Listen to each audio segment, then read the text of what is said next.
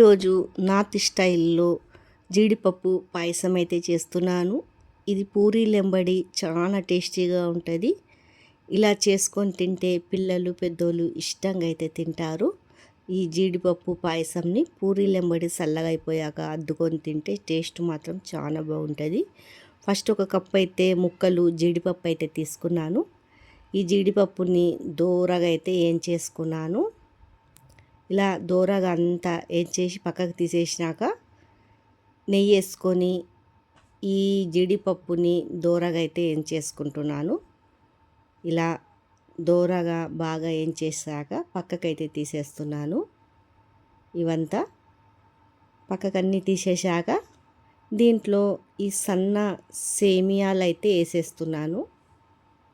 తర్వాత ఈ నెయ్యిలోనే ఈ సేమియాని అయితే మంచిగా ఏంపేస్తున్నాను.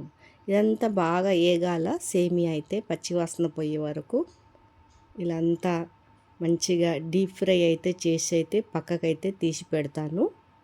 చూడండి ఇలా అంతా డీప్ ఫ్రై అయితే అయిపోయింది. ఇది తర్వాత 1 లీటర్ అయితే బర్రె పాలు అయితే తీసుకున్నాను నేను. ఈ పాలని మంచిగా కాగపెట్టాలా, బాగా కాగిపోవాలా, ఇలా బాగా మసలు పెట్టాలి 10 నిమిషాల వరకు. తర్వాత మనకు టేస్ట్కి సరిపోయేంత చక్కెర అయితే వేసేసుకోవాలా. నేనైతే గ్లాసుడున్నర చక్కెర అయితే వేసాను. నాకు ఈ తీపి అయితే సరిపోతుంది. మీరు ఇంకా తీపి తినాలంటే ఇంకా కొద్దిగా వేసుకోవచ్చు.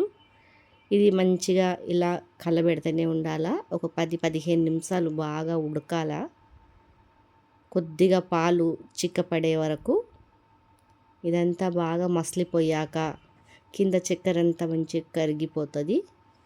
ఇలా ఉడికిపోయాక బాగా తర్వాత మనము ఈ సేమియాని నెయ్యిలో ఏంపి పెట్టాము కదా, దాంట్లో వేసేసుకోవాలి.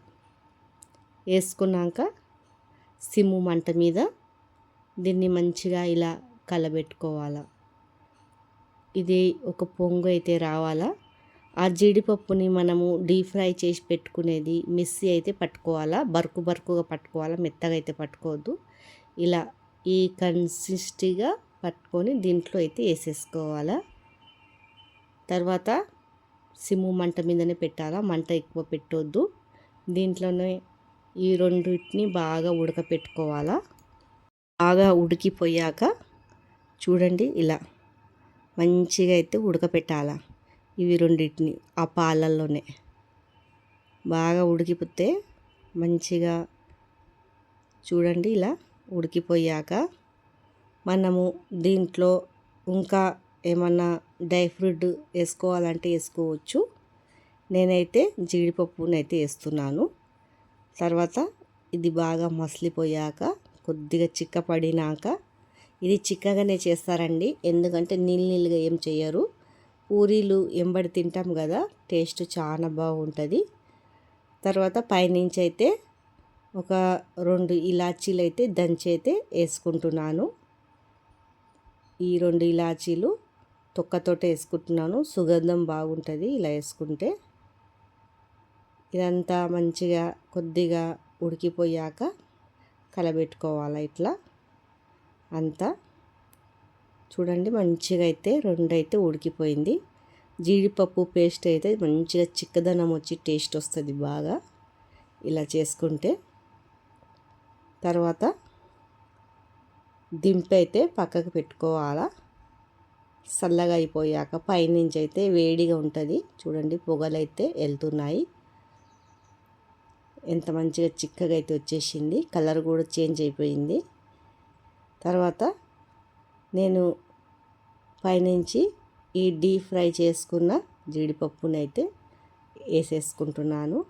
మీకు ఈ జీడిపప్పు పాయసం నచ్చినట్లయితే కామెంట్ బాక్స్లో కామెంట్ చేయండి, లైక్ సబ్స్క్రైబ్ చేయండి. ఫుల్ వీడియో అయితే వాచ్ చేసి అయితే మొత్తం చూడండి.